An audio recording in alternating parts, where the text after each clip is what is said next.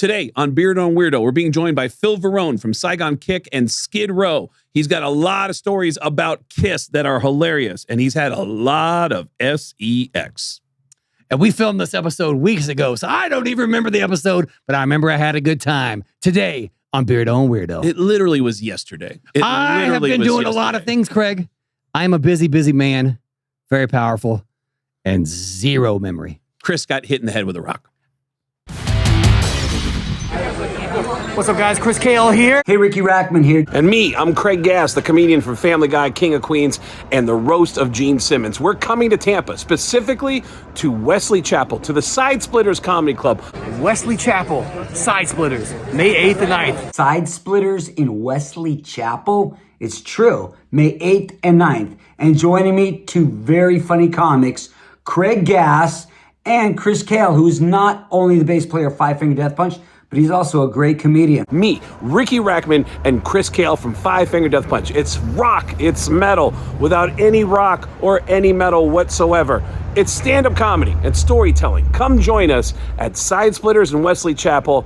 The tickets are at getgas.com. Getgas with 2 S's.com. It's the show nobody asked for.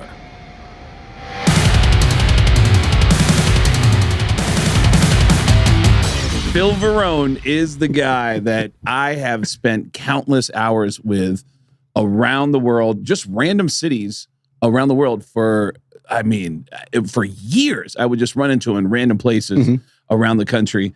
And my God, he started being really honest and getting really introspective about his shortcomings. And I haven't seen him in so long. I know that he's sober, but nice. We've got Phil Varone, who started his career with Saigon Kick, Skid Row. Love is on the way. Yes, indeed. Yeah. And now I have an opportunity to be able to talk to you in a way that would not be comfortable and just to hang on the back of the bus. Yeah. But man, as a comedian versus Rockstars, it's a completely different vibe with women.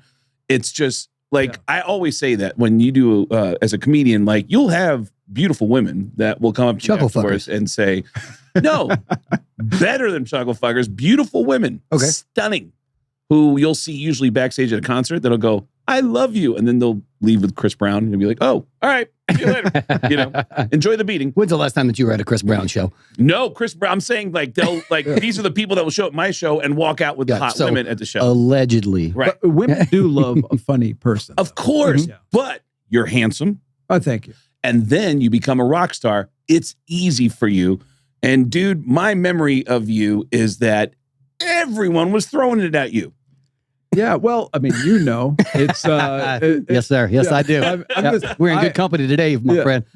I think it was kind of like, it was just part of it. Of course. Yeah, it's a weird thing, but I've always said this when I was in high school. I wasn't popular. I think we're all kind of like, we're under the radar, like I wasn't playing. I was actually on the golf team.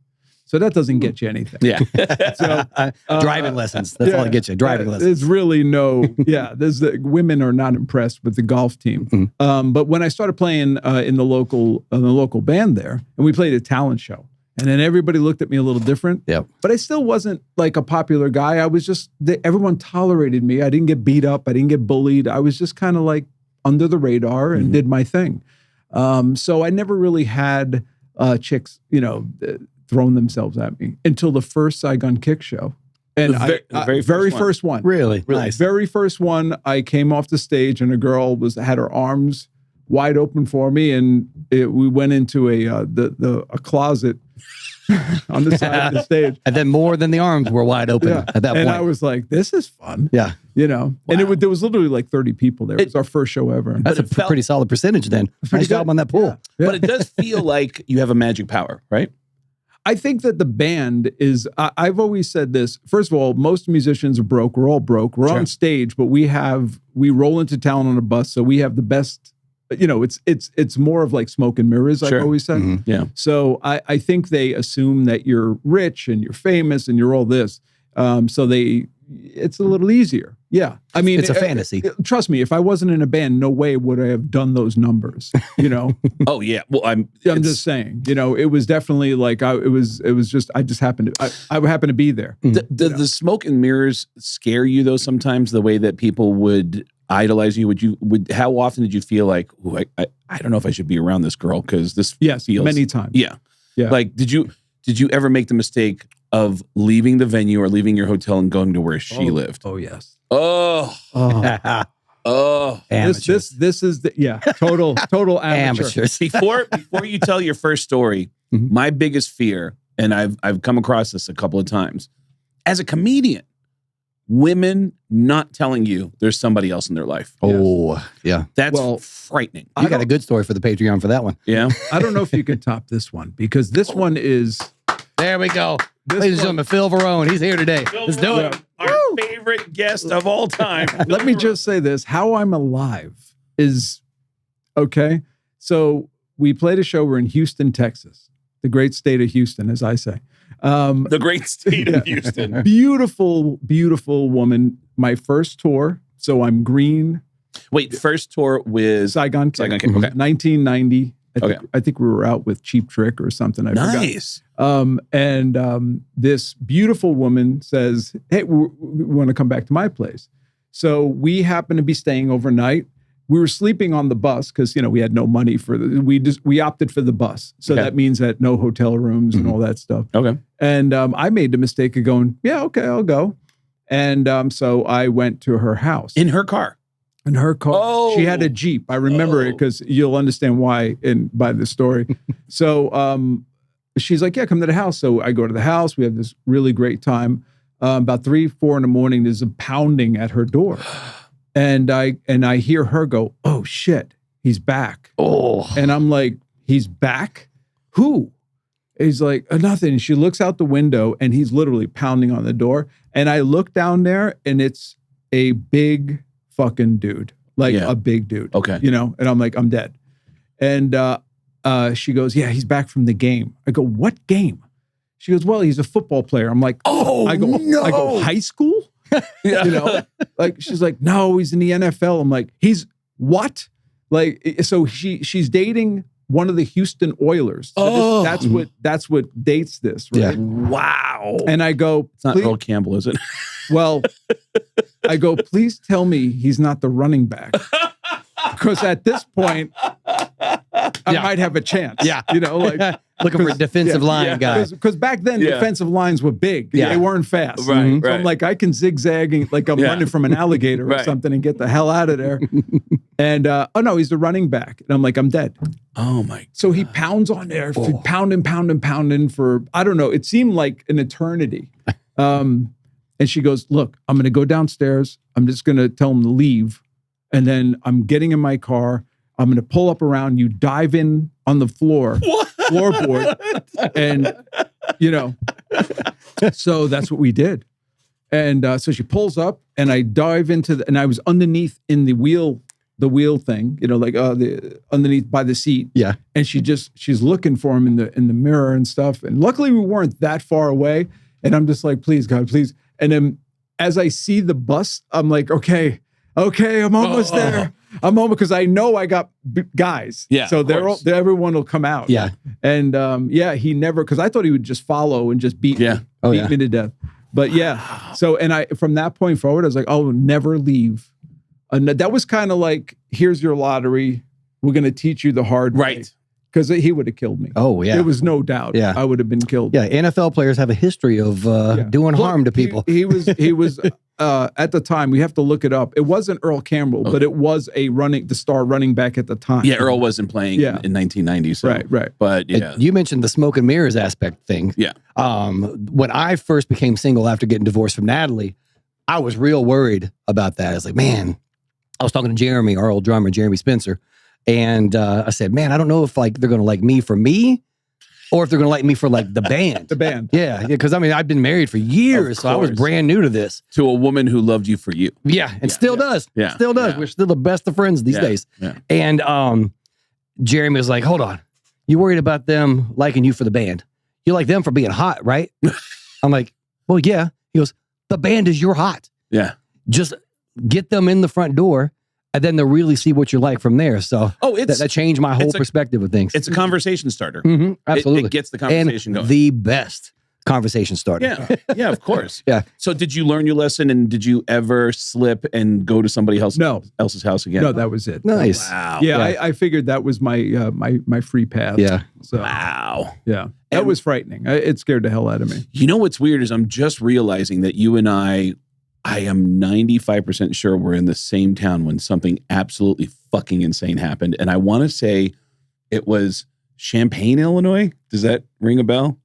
It was somewhere in Illinois when Vince Neil got in a fight with Olive Poison. Were you there? All right, you know what? I'm just going to say this. Yes. This is going to Patreon. All right, because the details... You're going to see a little skip right here, and it's because this story is going to end up on our Patreon. But so, anyways, that was the story. We had a great time on that tour. It was fun as hell. Well, that was your exclusive for Patreon. If you didn't catch it, you need to get on our Patreon page and see that. And just for the record, that we talk about being sober. I went to rehab after that tour. Really? Oh yeah, because I mean it was crazy. For drugs and alcohol? It was for coke. For coke. Yeah, I wasn't really a big drinker. I found drinking ruined my coke high. Oh yeah. My friends were always like, "You don't drink?" And I was like, "Well, I'll drink." But most people, if they drank, they would do coke. I did coke. So and then drank to I did kind of mellow it out, balance it out. You would chill it out. So it wouldn't tweak out. When I went to rehab, I blew a 0.0. Total coke is all it was at the very end. No yeah. shit. Yeah, there wasn't any alcohol in me at that point. It was just blow and Xanax, I think, at that point. Phil, how old were you when you first started doing coke? Well, I was a late bloomer because when Saigon Kick got signed in 1990, we were on the road for, it was 10 years. I joined Skid Row. My mom suddenly passed away in 98. And after that is when I went the downward spiral because you'd never done coke before. No, 98. I was girls. That was my thing, man. That's all I did was girls. I remember back then when we toured, just drugs being offered to me. And I'm like, I don't want that. I want girls. Yeah. That was my thing. I barely drank. If I had a beer once in a while on the road, maybe, but it was all about girls back then. And then once. How old were you in 98? 98. Well, when I started doing coke, it was 2000. So I was 32 then. Okay. So 36. Yeah. The first time I first did it. I was a late bloomer. Same. And, you must have friends that are like, yeah, I was in high school doing coke. I'm like, what? That's me. It's him. 15 years old. Yeah. High school. We were in Tucson. What kind of rich friends did you have? No, man. Tucson, the cocaine I was an hour away from the border. It was really cheap, really pure. I'd almost recommend it. It's pretty good. Like if it wouldn't ruin your life. What year was that when it was still good? Can I get that address? 19 in the 1980s, in the 80s. So I'm like, I'm 15 years old, chopping up coke in my locker. And it was crazy. I went to a pretty cool high school, but and we all end up on that same road. I was fascinated by you being vulnerable enough to document your drug addiction, and then the documentary "Killing." What was the name of the documentary? Waking Up Dead. Waking Up Dead. Okay. And did you regret any of that? Putting that out there so that. I mean, as addicts, in order for us to survive, we have to put everything out there and be shine the light on all the darkness. Yeah. I did initially, because I have kids, and I didn't really think it through. And something that really killed me watching the doc was the my kid's mom, and it was a pretty powerful interview, and I felt like a dick, and I felt really, really bad about that.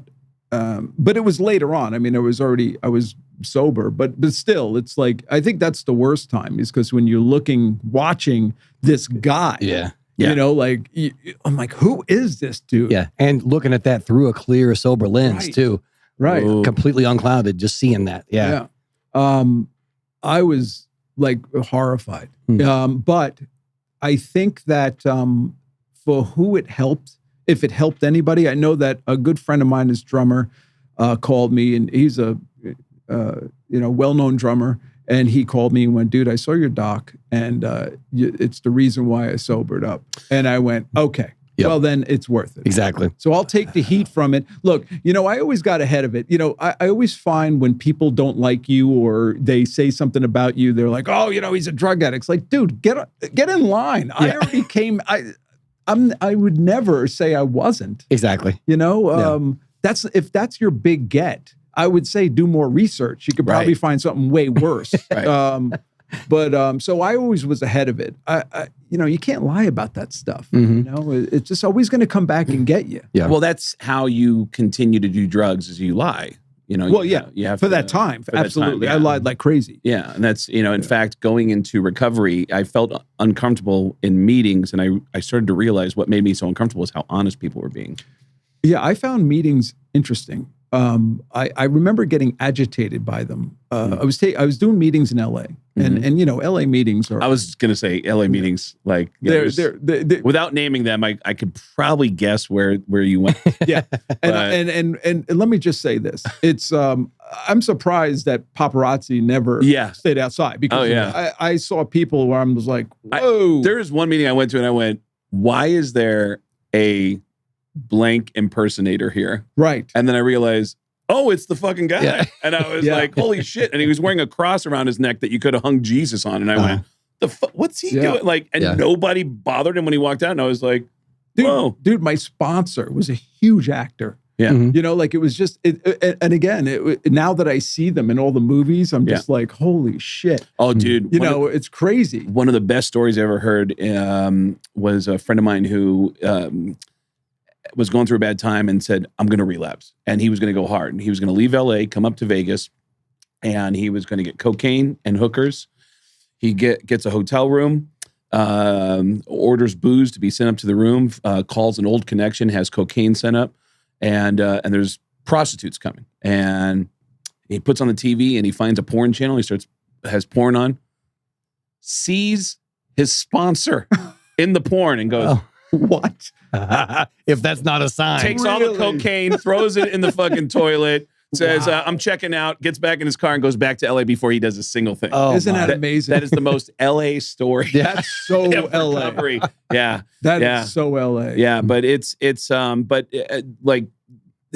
got the feeling that you went back and forth. Like, did it not take the first time? No, it didn't. And I think that, you think you can be okay. Yeah. So the first time you're like, oh, you get out, you feel great. I ended up, so I go to rehab, and then luckily a good friend of mine was a cardiologist, set me up with this great counselor. So, afterwards, and, I'm going to these, this Russian saunas, and I'm detoxing, and I feel $1 million, and and then, you still have this up here. You still got that, and then just got out of hot yoga myself, so I know. Yeah. Right. Then you're like, it was fun having, doing a line of coke off your record while a supermodel was pleasing you, whatever. Right. You're like, that's kind of fun. Yeah. And I only went back and forth a couple of times. But you know why? Because even today, I'm like, how in the hell was I doing cocaine? It's terrible. It's expensive. It's awful. I feel like shit. That was, so it really didn't take much. I think maybe one time I maybe went back. It wasn't, it was kind of like, and when I say that, I'm meaning that I didn't go on a bender. It was kind of like, I'll try it. And then I hated it. Really? I hated it. Yeah. Wow. And that was it. I know. It was over. When I had my relapse in 2020, the very first drink, like back in the day, there was like a party aspect of it. Yeah. But during that relapse, there was zero fun on that one. All the fun was gone out of it. It was immediate guilt, and then immediate shame, and then, I've already done it. Yeah. So completely different vibe. After you have gone through that process, realize the stuff, how bad it was for you, got a little bit of time, and then jumping into it, zero fun in it. And it was awful. Yeah, when you're doing it at home, on the road it was different. It's a party atmosphere. Sure. You're around people. But even then, it got to the point. We talk about Big John. John would call me and go, "Hey, Philly, man, you got any girls for Brett?" I'm like, yeah, take this chick. She's doing all my blow. You know? And I would send Brett girls. I'm like, get her out of here. Yeah. You know, but you know, what I found out too for me is that it goes to the other thing with girls is I couldn't perform.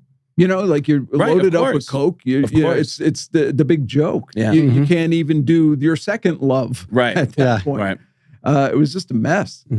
When you guys was Kiss the first big tour you did when you were in Skid Row? Yeah, and that's when I really was hitting it. When I saw you at Kiss, I was in crazy coke modes. I wasn't high because I never went on stage high. My stuff was after. Yeah, like because I never wanted to screw up the show. I never wanted the band to go, hey man, what the hell? Yeah. Right. Because the band has their issues too. Right. There's drinking, there's pills, there's all those other things. Yeah. But I never let it affect my show. Now, saying that though, I also said that I never went on stage fucked up because my partying started after. Yeah. But me personally, I definitely played hungover as hell. Yeah. That was my next thing I was going to say. Okay, I certainly didn't play to my, ability, but I got through it. Yeah. But I still wasn't loaded. Yeah. But you had that light at the end of the tunnel. And then get this horse shit over and then with. after the show, you go right back to it. Oh man, I couldn't wait. Yeah. It's just But don't you have to be careful around Gene and Paul, who were hawks about people's behavior? yes. Okay. But we didn't do it around. I saw Gene before the show a lot. Yeah. After the show, he would disappear basically. You know, but before the show, he would come in. Like I said, he'd poke his head in the party. But I'm just remembering a great story you guys told me back on that tour that has always stayed with me as one of my favorite stories I've ever heard about anybody ever in the music business. Is that you guys told me this amazing organic thing that started with Paul Stanley, where Paul Stanley he told you guys, I can say anything on stage and get people to cheer. And it was a committee of people that said, all right, you got to go on stage tonight and say the phrase diaper fight. Well, we handed him an envelope. I heard that it started with diaper fight, and then it became every night handing him an envelope, and then he'd look and he'd go, all right. But my memory of it was that diaper fight was the first one, and he said, oh yeah, he goes, watch, I'll do it. And then 3 songs into the set, it was something to the effect of like, all right, people, now listen, calm down, everybody relax. We don't want to get in a diaper fight. Exactly. Yeah. So the next one was catfish belly. Okay. Yeah. And he said something along the lines of the women out there, and we love our catfish bellies. And he's because they don't know what the fuck they're listening and I'm like, he's a god. Absolutely. What was the one that you said about the Vegas buffets? Oh, well, there was the Vegas shows, but this is a few tours down the line where he on stage in Vegas said, all right, people, now listen. I know this town, Las Vegas, Nevada, is known for its buffets. And I can tell you right now, after this show, I see a lot of people in the front row. I really want to eat. And then he started fixing his hair, and I went, what the fuck? Yeah. And then I saw the same tour a few months later in New York City, and I brought a bunch of comedians backstage to Madison Square Garden. And anytime I saw an employee of Kiss walk by, I'd go, hey, were you listening when Paul said he was going to eat the front row in Vegas? And 3 different guys said, did you hear what he said in Omaha? And I said, no. Ask about Omaha. And then somebody tells me the story that apparently on stage in Omaha, he said, all right, people, now listen. I know this town, Omaha, Nebraska, is known for its Angus beef. And I can tell you right now, after this show, I'm going to want to sink my teeth into some meat. And the whole crowd went, what? And then he goes, now wait a second. Hold on. You know what I'm talking about.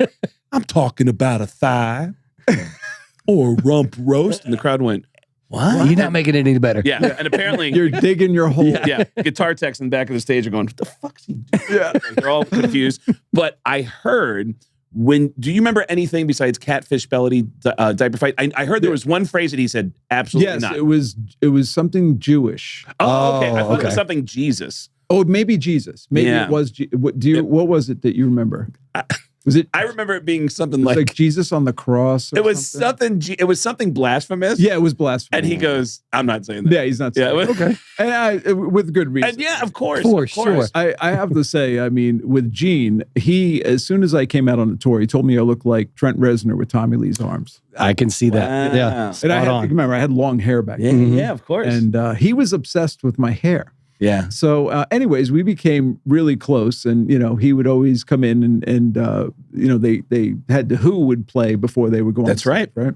So he would be in a dressing room. Won't get with fooled me. again. Yeah. He'd be in a dressing room with me, and we're talking about catering and the prune Danish. He's doing. I love him. He is all about food. Yes, I love him. And talking about his mom, who's lovely, and just really nice. And I'm sitting there going, because he's in the paint. Okay, when he's not in the paint, it's Gene. Right. When he's in the paint, he's on my wall. Right. Okay? I mean, I'm just like, are you kidding me right It now? throws Yeah. you. Oh, it throws you. Yeah. And he's massive. Yeah. It's 6'7" in those boots, With those whatever. boots. And I would just sit here and go, this is the coolest thing ever in the world. I get to see this every night. And it was original band. So Ace Yes. and Peter. Yeah. Yeah. I just remembered another story. I can't remember who told it to me, but one of you guys told me that on a regular basis because Ace contractually had to be sober Right. on the tour. That's right. And so no booze was around Ace. But Skid Row had some booze, and my memory of this is that Skid Row would come off stage, and I guess you would get a regular visit from Ace going, "Hey, how's the crowd?" And he'd from what I remember you guys telling me, he'd open up a Coke and he would just pour it into the tub. Yeah. Just pouring Coca-Cola into a tub Into of our ice. clean ice. Yeah, into the clean ice. Yeah. And then get some vodka and beers. or beers, Whatever. and put it in the Coke can. We had like 8 beers on our rider. I mean, it was nothing. Yeah. He's like, hey, how you guys doing? And he's, I'm like, is he stealing our beers? Yeah. Like, what is going on here? But Ace used to, Ace, I love Ace so much. Me too. And it's the news of him passing was very sad. And, he's such a cool dude. And I had so much fun with him. But he would always be like, this is my good friend, the drummer from Skid Row. Never knew my name. Okay. Right? But I was like, at least he got that close. Right. Yeah. And he would get, he was dating this girl named Shannon at the time, or Sharon.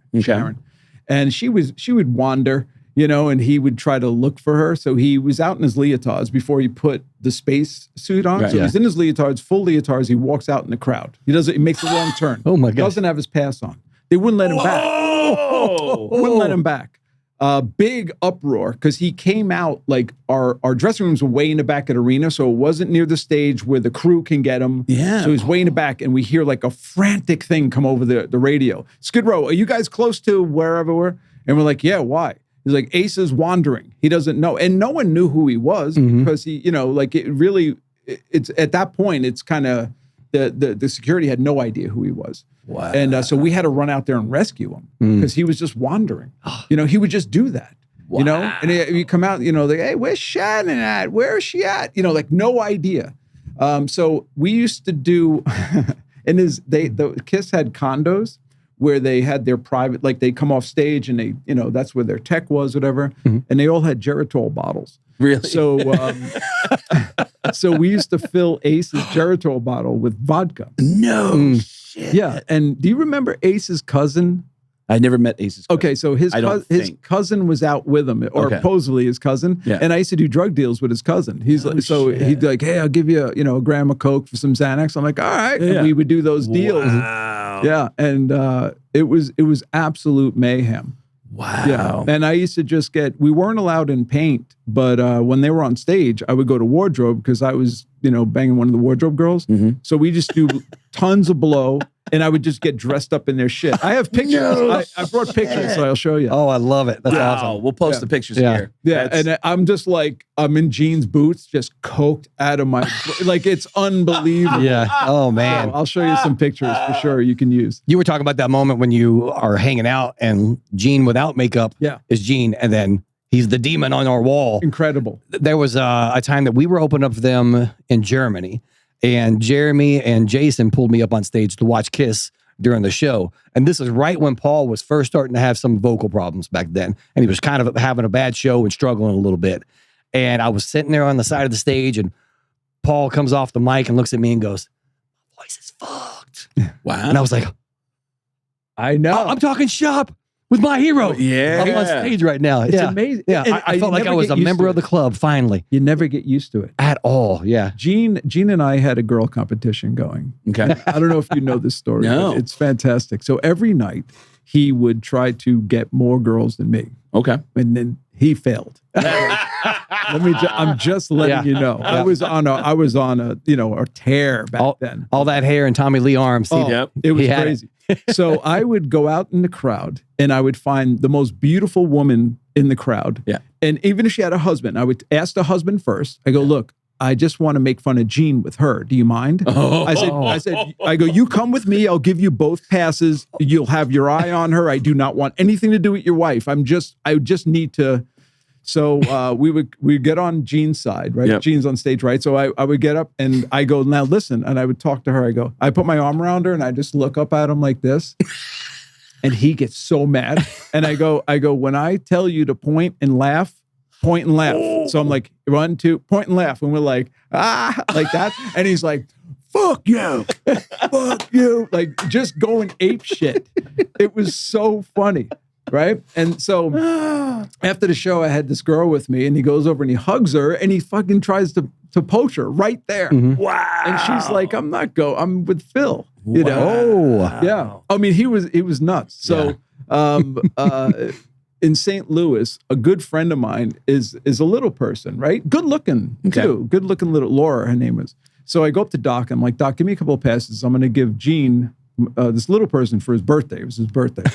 And he's like, Doc was like, all right, just, So we were playing, I think it was the Mayweather Pavilion, I think it was. Oh, no, St. Louis was, it didn't have steps. It was just a ramp down to the stage. Mm-hmm. Is this the outdoor place? Yes, the outdoor. It's a place where Guns N' Roses famously had that shit hit the fan. They had like a riot and they were not invited back to St. Louis. For years, and normal things have the steps. This one had it was just a ramp. Okay. Right? So I start in the back. Gene's doing Love It Loud. Right? So he's at the mic and he's looking and and I have her. You're getting bigger. She's not. She's tiny. But as you get closer, she's so tiny. Donnie from Enough's Enough's tried to do a roundhouse over her and missed. But knocked her into a bag of garbage. But that's a whole nother thing. So she's probably, if she's 3 foot, if she's an inch. Anyways, I'm walking with her and Gene is looking and she starts taking off her clothes. Right? Whoa. Yeah.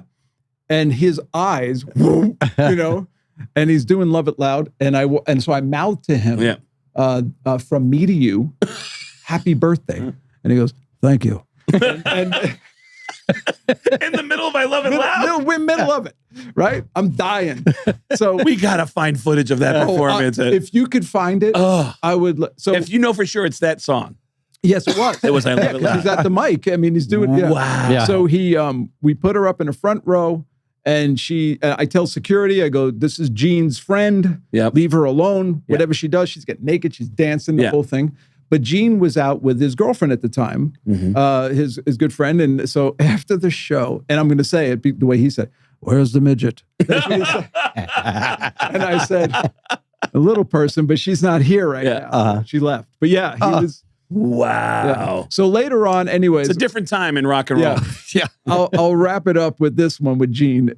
So about a few years later, we're flying to Vegas. I lived in LA and I'm going to Vegas for an in-store. And I get to Bob Hope Airport and in front of me is Gene, right? So I'm behind him and I go, hey, Gene, it's Phil from Skid Row. And he goes, I'm listening. And kept on walking. And then he makes a right into the store. And then I stopped and I chatted with him. We had a good talk. But yeah, he's a riot. I love such a character. Absolutely. I remember one time bringing some friends of mine. They were always nice enough to me that they would always let me go to shows and make sure I was taken care of. Drink their water. got a running joke about me always kind of like, hey, you want some waters? And I'll just go into catering and take waters out of catering and bring back out to the front of the house so we could, I always think it's like an innocent thing to take out because real ligger. Yeah. There was Ozzy's friend Stephen Ray made us aware of the word ligger, which is and Craig can use the hard ER because he is in fact a ligger. The hard ER. Yeah. But I would go to shows and I'd bring friends of mine to the show. And I remember one time standing in between the dressing room and the stage when they emerged in their outfits. And that is a really, for a fan, it is a moment of just like, oh my God, I'm seeing them in the wild, about to go on stage. You cannot believe that you're witnessing this. I remember my buddy Jason had a camera phone and Gene was walking by and he goes, Gene, can I take a picture? And he goes, take it. Hurry up. Come on. I'm walking past. Come on. Take it. Take it. Let's go. Come on. I'm walking past you. And it was like, he's obliging, but saying, hurry up. Yeah. I just want to get on to my next thing. Yeah. It's like, he is a man who's experienced an incredibly unique life. Yeah. Every man, woman, and child wants to stop him and tell a story. Yeah. And it's so, did he ever give you advice, Gene? Yeah, absolutely. Any that stuck with you that? Well, his when I first met him, he basically gave me an overview of my career at that point. He knew Saigon Kick, Love Is on the Way, did this, Bobby. He'd give me the whole thing. Yeah. Okay. And then, but yeah, we would walk during the day because they always came in catering. Gene and Paul, they always sat with us. We would have, because Gene loved his sweets. Like he would literally have a cake or whatever, and just chill and we'd all talk.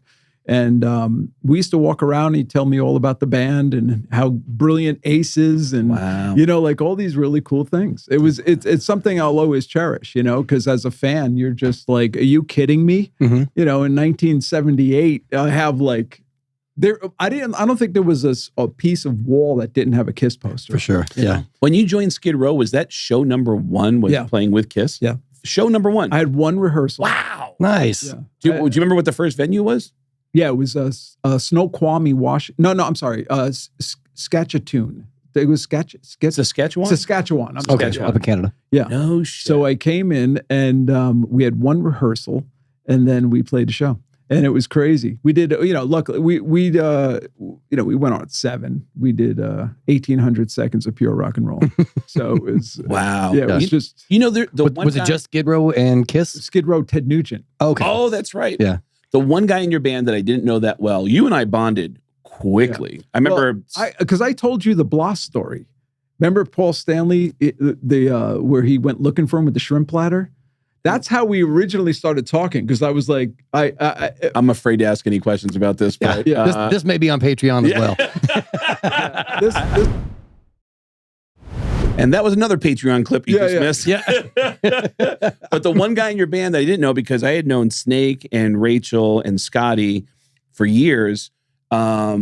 And you and I bonded right away. Yeah. And then it was like years later when I would come to Houston, I would hang out with Johnny. John, yeah. And then Johnny, I never knew at the time. I always knew he was always drinking. And I didn't realize he was drinking that much that he was damaging himself. Yeah.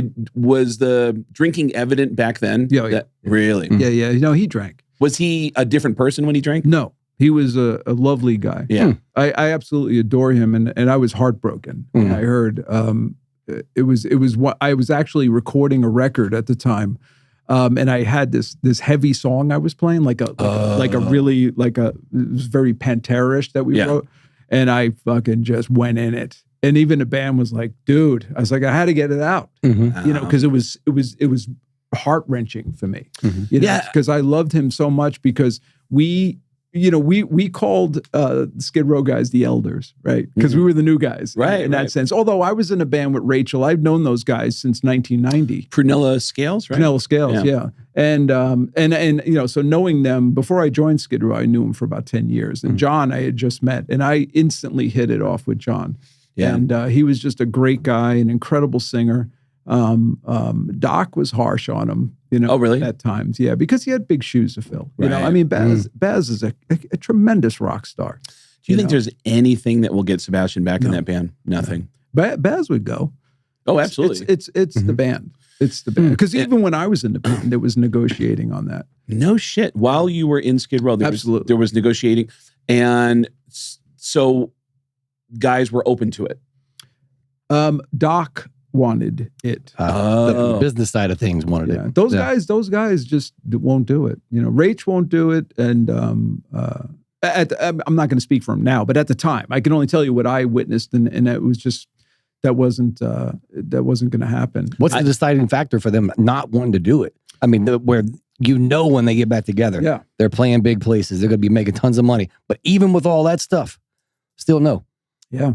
It's something deep. I mean, that would be a question for them, but I just knew there was a hatred there.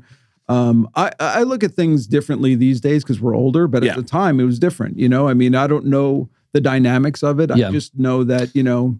I can tell you this, and this has to be on Patreon. I'm sorry. But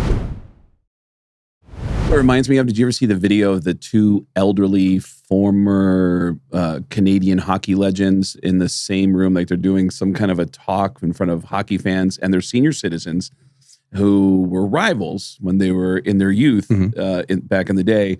And they bring on one rival to join the other guy on stage, and the guy starts talking shit, and these two senior citizens start scrapping. And when I say scrapping, it's like old people like and it's like, and all you see is decades of useless fucking negative energy. Yeah. For nothing. Nothing. Hey, we're talking about it on a podcast now. Yeah. So it had some kind of use. You know, I told Jason Beeler, who plays guitar in Saigon Kick, when we started doing shows, I said, I wake up, I'm breathing. Yeah. I'm ecstatic. Yeah. I have a beautiful wife. I actually have a real job. I'm an editor. I edit ads for television. And streaming platforms for a huge company. Uh-oh. Watch it, Alex. Yeah. Alex gets slapped in the face for no reason. And I haven't said his name yet in this podcast, so I had to get it out there. I edit films as well on the side, like indies. I've won awards, actually. Did you do like all the editing on your documentary as well? No, that's what got me the editing bug. Okay. It was actually the director, Fabio Jaffe, who did the editing. And I remember he was editing on an old Final Cut. And then I'm like, oh, this is what it's about. Okay.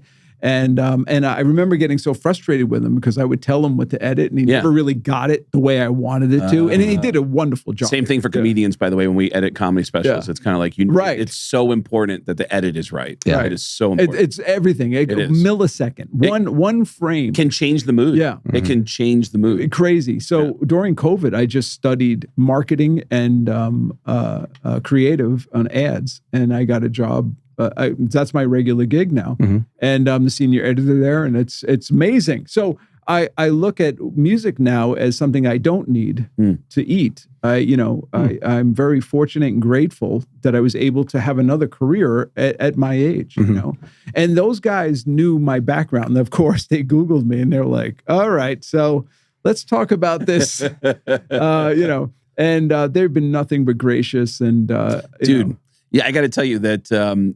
When I know you, I know your story. We've known each other for so long. So I had to just go back and just make sure my dates were right.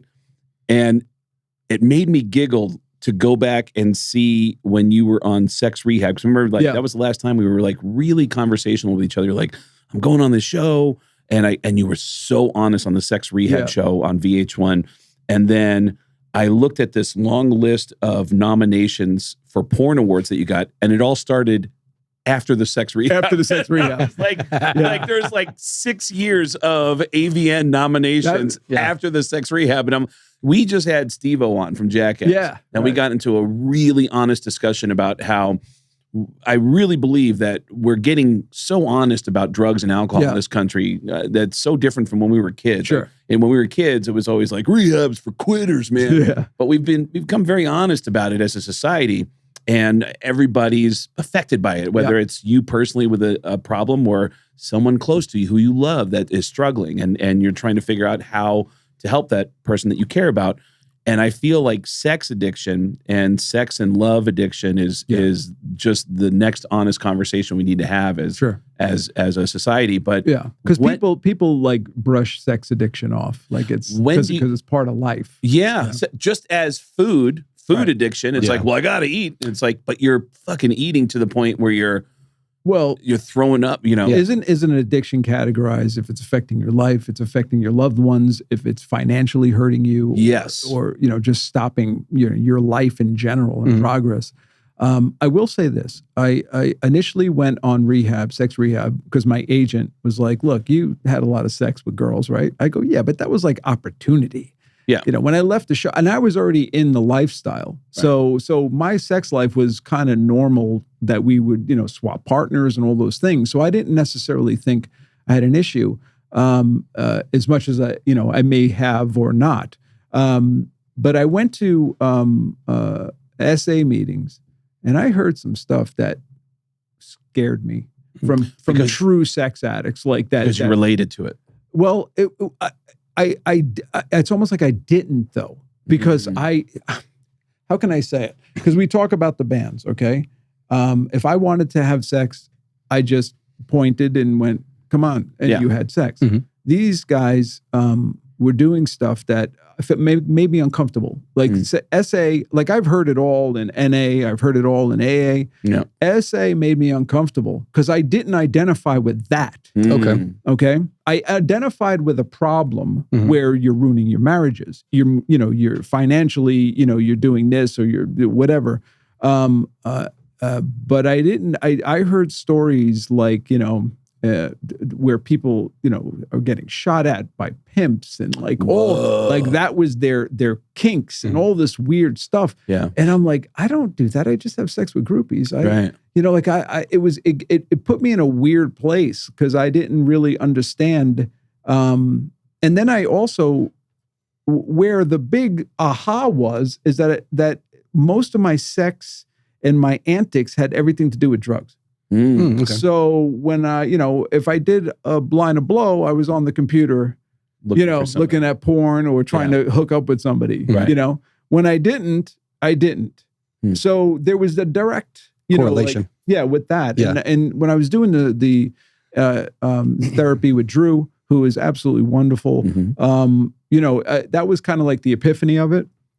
And I was like, okay, well that makes sense. But I would always, I always wanted, the girls were always a thing anyways. Gene never did drugs, never drank. Girls, clearly. Nugent, same way. It's like, so yeah, that's a problem. And what girls did for me, is ruin marriages. I've had really close calls with maniacs and like NFL running backs, like and those are like that's the symptoms of it in a sense. Like you got to remember, like that's luckily I came out of it without any diseases or anything crazy. Which let me tell you something. My doctor, when I did my first HIV test, my doctor was like, "Holy shit, you're negative." Like he was shocked. And I, that was it. Like, so you have that moment because I was pacing. Yeah. Especially when you combine the behaviors of alcohol, drugs, and sex all at the same time. Because you are not being safe. You're not being anything. You're just, but there's also this thing as an addict where when you get an all clear, and we just talked about this with Chris with meth, where your doctor goes like, "Yeah, man, heart, you got this. It all looks good." And you're like, "Yeah." And then I still got more time. Yeah. I haven't fucked myself You're up. invincible. Yeah. You're that's invincible. Exactly. And you think like, all right, cool. So let me just go a little easier. Yeah. And no, I'm not invincible at all. In fact, having a family that has cancer, I lost my father to cancer after my mother. There is, once I turned 50, I'm 58 now. Okay. Once I turned 50, I was like, okay, I want to live. I have kids, I really want to live. So my life now is all about health, eating right. And yes, you take one addiction and you put it to another. Absolutely. But I'm doing it because I love working. Yeah. Editing. I just went out to dinner with the company. They were in town. It's the first time I met them in person because I remotely work. So we're always on Zoom meetings and I got to meet everybody. And, they're shocked that I get the same gratification when I see one of my ads on TV or on it as I would as a song on the Absolutely. radio. Because it's all the work that you've done, period. Yeah. Whether it's song or whether it's editing. Yeah. So, and it's worthy of being broadcast. Yeah, absolutely. And my wife laughs because she's like, "What are you doing?" I'm like, "Oh, I just got another ad. Let me just watch this." And I go, "Check out this editing. You got to see this editing.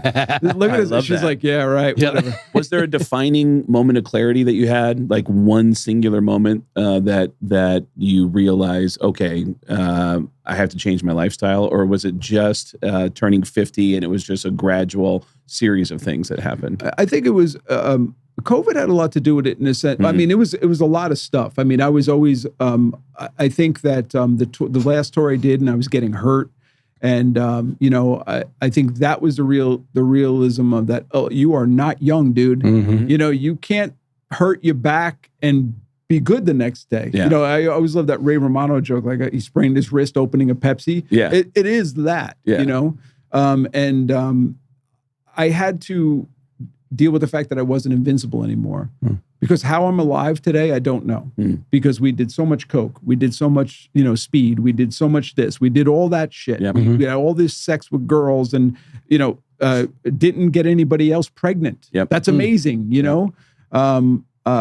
Didn't get caught up in any bullshit. Like I was self-aware enough to know that underage girls, none of that shit. That's not I had kids. Right. That was not my thing. Yeah.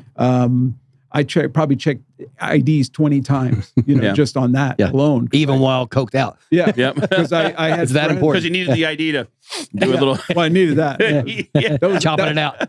That was That's a slick way of doing it. Yeah. Hey, can I use your ID real fast? Just like Let me see that. She's good. check the age. I mean, I would live. If I don't miss the rainbow when you're standing at the urinal and the card comes over loaded with blow, and you're Yeah.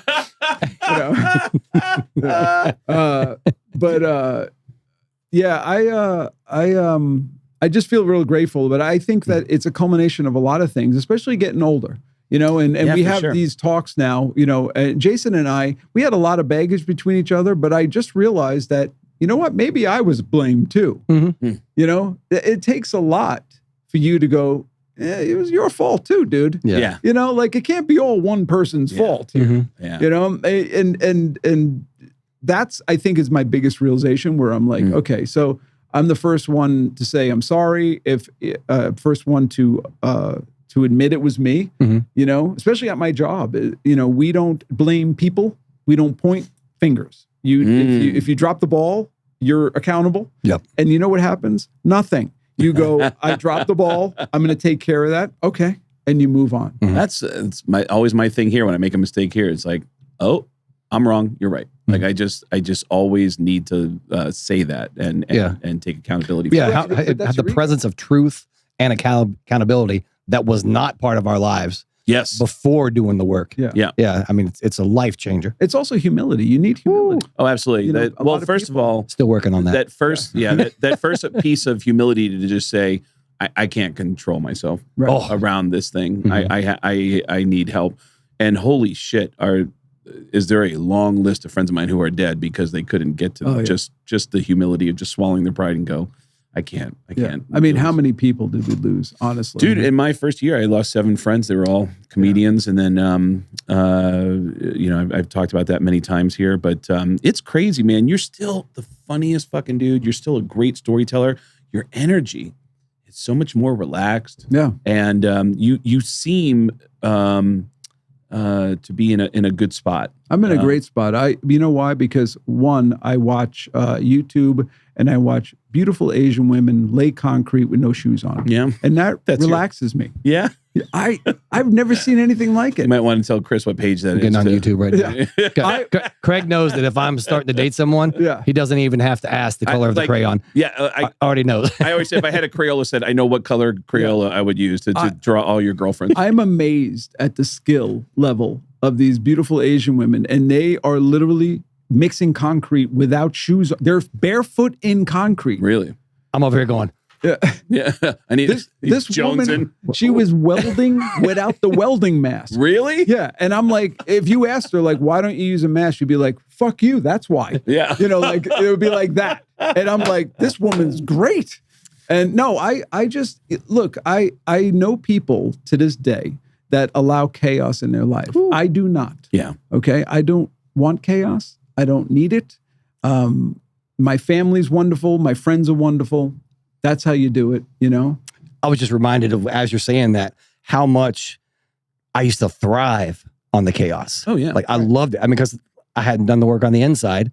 So I still needed anything to fill that God-sized hole that was in there. Yep. And now, no time for bullshit anymore. Did you ever feel back then that you weren't getting anything done without the chaos? Like I can't, it's too quiet. Wait a minute. You know, like what's going on here? Yeah. You know, My therapist said, because I used to always have to be beating my head against the wall. There always had to be an obstruction of some sort. So I was always forcing myself to get through that wall. Now, I kind of go on the wind rather than trying to go against things. I allow things to carry me forward. yeah. So that's been the big change for me. Yeah. For me, I was always attracted to noise and chaos. Mm-hmm. And I don't feel as old as my age is, but I am drawn to old people's stuff, like everybody shutting the fuck up and having peace and quiet. Yeah. And I'm like- working on a bit and about just- that right now. and just relaxing at home, like getting off stage at a comedy club and just going back to my room and just going to ESPN.com and just relaxing. Isn't it chocolate great? milk? Yeah, And- man. Isn't it great? And it's weird because as a kid, I'm sorry, we're gonna I say was gonna say, how crazy was it? Like with you too, we're on stage, living the dream that we wanted as 4 or 5-year-old kids, Yeah. seeing Kiss on the wall, Yep. wanting to be that, getting that opportunity to be in those big stages, opening up for Kiss too. Yeah. And that wasn't enough. Yeah. We wanted to get off the stage just to go do the bullshit. Right. Phil, where do people find you online? You really don't. I mean, I'm on Instagram. Okay. I deleted all my social media because I just want peace. You know, Really? I don't want it. I don't want the noise. Wow. You know, so I'm on Instagram because, you know, my friends are on there and it's not as crazy as, you know, as Facebook or whatever. Yeah. I'm on YouTube, obviously. I post dumb I made this whole series of videos called Phil Can Build. So it's Okay. all me trying to build shit. And it's all- Are you also barefoot as well? sometimes. But it's mostly like I need to get that page too. yeah, it's mostly like you know, I'm trying to build. It was over COVID too, which was hilarious. Really? And it was just me trying to build stuff and my wife making fun of me and shit like that. But yeah, I mean, I feel I'm full. So I'm That's not beautiful. missing anything. But Saigon Kick is going to be putting out. So Saigon Kick is Saigon Kick is on Facebook. We Okay. have a Saigon Kick page. We have Saigon Kick on Instagram. Okay. We're doing shows right now. That's great. And we have the cruise coming up, the Monsters of Rock cruise.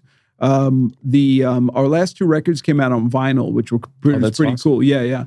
And we just did a new deal with Atlantic, so it's a licensing deal, and we're just hoping to get a song on A movie. like or these TV. kids Yeah. things that make everybody famous again or whatever. TikTok. Absolutely. Yeah, Get it on TikTok, have the Yeah. kids doing a dance. Yeah. Boom. Yeah. You're right back. Oh, that's awesome. And that's it, man. We're just, again, life is good. I'm just chilling. I'm not getting caught up in all the crap, but I am doing stand up on the boat. I stand up because Courtney does the punchlines and backlines, Yep. which she is great with. Yeah. She did that with Chris too. That's where I got my first start with it too. Yeah. Yeah. And he's responsible for me doing comedy because Same. he told me, he's like, man, you're funny, whatever. I was like, no, I'm Absolutely. not. He called the Improv for me, which I can't thank you enough. And they gave me a show, and I had the sex stand up and rock and roll show there. Oh, nice. And that thing was right. crazy. And right. as we look now, as we call them like the graduating class, Yeah. do you know how many comics came out of that? Like that I was running rooms with Whitney Cummings, Oh, Chris yeah. D'Elia, Yeah. Callan, Yeah. Swartzen, all those guys. We're all there. And they all come through now. I go see them and stuff, and we go that's to Wise awesome. Guys. But I just want to say this: the one time I tell this story, we were at the Stovepiper working out. Remember Stovepiper, the workout room over there? I remember the name. I can't remember. Oh where yeah, it well, was it was like the built-in crowd, so everybody just went up there and did Yeah. terrible material, Yeah. and they laughed anyways. Yeah. Anyway, so I get done. I was doing a bit about being young and having to watch a porn on a video on a projector before. So the whole premise was that these kids take advantage of masturbating today. Right. Because I had to set up a screen. I had to do the whole thing. My mother had to be at bowling. The whole thing. Right? Yeah. You went up and did my whole thing as Sam Kinison. Oh, that's right. Yes. That's And right. crushed. Oh, that's right. And crushed it. You know what the inspiration was? It was Gilbert Gottfried. It was one of the most legendary moments in comedy history when Ice-T bombed at a roast at the Friars Club. It was the roast of Hugh Hefner. And there are some people that They don't talk to anybody. They just go up with their notes, and you're like, what the fuck? You should have talked to a comedian about this. Yeah. Ice-T went up and said, But this is Ice motherfucking T. right. And he goes up with Ice motherfucking T attitude at a roast. Funny, funny, funny. Joke, joke, joke. Funny, funny, funny. And then Ice-T goes, yeah, look at all these white bitches here tonight. Oh, man. I can't wait to handcuff you in my basement and make you my sex slave. And everyone was like, what? And it just got Where's quiet. the punchline? He goes on and on about this speech about how he's going to handcuff all these white women, make them your sex slave, and he's just gonna rape you repeatedly in his basement. Yeah. It's all terrible. And everyone's just like, well, what the fuck? Yeah. And they go, all right, that was Ice-T, ladies and gentlemen. Next up, joke, joke, joke. Please welcome Gilbert Gottfried. And Gilbert went, I feel terrible. Ice-T just did my entire act. He stole everything I was going to say. But you know what? I'll give it a shot. Look at all these white bitches. I can't wait to handcuff you in my basement and have sex. And he took out Ice-T's dick and just slapped him in the face with it repeatedly with his, I love it. with his own material. His material was hilarious, and I just had the idea of just going up and doing it again as Sam Kinison. It was absolutely wonderful. It was a treat. I never laughed so hard. Well, dude, we're in Vegas. You're in Vegas. It's dude. I'm glad we reconnected. Have some dinner and for sure. This was nuts to be able to sit here and see you all these years later, looking clearly sober and having this calm energy about you. It reminds me of one time being sober for like a few months and Bobby Lee talking to me and like kind of just, he's just kind of looking at me. And then he finally looked and he went, whoa, wait a second. And I go, what? And he goes, are you sober? And I go, yeah. And he goes, oh my God. And I was like, really? You can see that in my face? Yeah. Like, and I can see it in Phil's face. It's incredible. So Yep. You're lucky to be handsome too, son of a bitch. Yep. All right. Thank you. I'll take it. 58 and your head of hair is way better than mine. Yeah. Mine is all graduated to right here now. Phil Varone, check out Saigon Kick. If you see Phil Varone doing some stand-up, go see him. He's a naturally funny dude, so whatever he puts together will be great. And have fun on the Monsters of Rock cruise, and we'll be back again with more. We'll be on the road. Chris Kale and I go to chriskale.com to meet Chris on the road when he's out with Five Finger Death Punch and see Chris and I doing stand-up. Getgas.com. It's getgas with 2 S's.com. Boom.